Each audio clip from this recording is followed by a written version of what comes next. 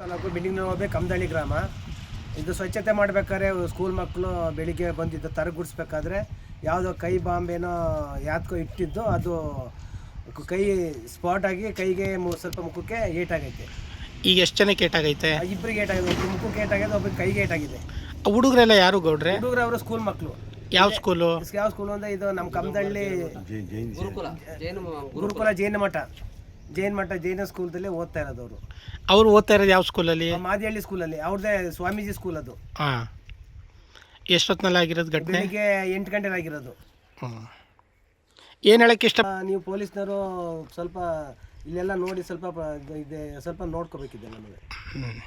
ಅನಂತಕುಮಾರ್ ಅಂತ. ಇಲ್ಲಿ ನಮ್ಮದು ಕಮದಳ್ಳಿಯಲ್ಲಿ ಆಂಜನೇಯ ಸ್ವಾಮಿ ಬೆಟ್ಟ ಇದೆ. ಅದು ತುಂಬ ಐತಿಹಾಸಿಕವಾಗಿ ಮತ್ತು ಪುರಾಣ ಪ್ರಸಿದ್ಧಿಯಿಂದ ಪಡೆದ ದೇವಸ್ಥಾನ. ಇಲ್ಲಿ ಬೆಳಗಿನ ಜಾವ ಸ್ಕೂಲ್ ಮಕ್ಕಳುಗಳು ಸ್ವಲ್ಪ ತರಗುಡಿಸ್ಲಿಕ್ಕೆ ಅಂತ ಕ್ಲೀನ್ ಮಾಡೋಕ್ಕೆ ಬಂದಿದ್ದರು.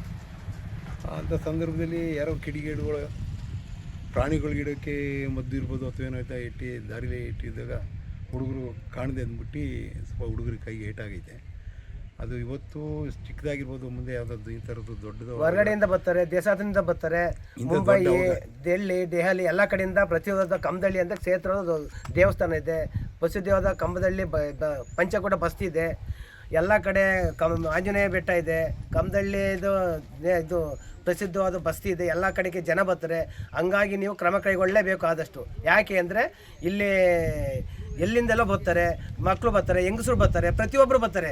ಈಗ ಸಣ್ಣ ಮಕ್ಕಳಿಗೆ ಚಿಕ್ಕ ಮಕ್ಕಳು ಆಟ ಆಡ್ಬೇಕಾದ್ರೆ ಅವ್ರ ಮುಖಕ್ಕೆ ಆಯಿತು, ಮಗುವಿಗೆ ಏನಾಯಿತು, ಯಾರು ಕಾರಣ ಆಯ್ತಾರೆ?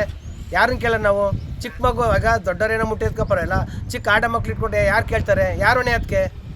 ನೀವೇ ಹೊಣೆ ಆಗಬೇಕು. ಅದಕ್ಕೋಸ್ಕರ ಆದಷ್ಟು ಬೇಗ ಕ್ರಮ ಕೈಗೊಳ್ಳಲೇಬೇಕು.